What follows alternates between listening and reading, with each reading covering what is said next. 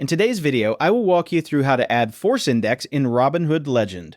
First, go to Robinhood Legend and make sure you are on the main chart screen where all chart tools and indicators are available. Once you are on the platform, move your attention to the upper right-hand corner of the screen. Just below the Add Widget option, locate the Indicators icon. When you find the Indicators icon, click on it to open the Indicators menu. Inside the menu, select Add Indicator to continue. After clicking Add Indicator, a full list of available indicators will appear on your screen. From here, scroll through the list to locate Force Index, or use the search box to find it faster.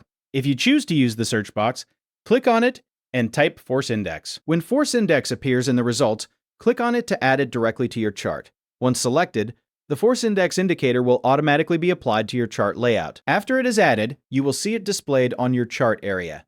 At this point, confirm that the indicator is visible and active before moving forward. Next, proceed to adjust the indicator settings if needed.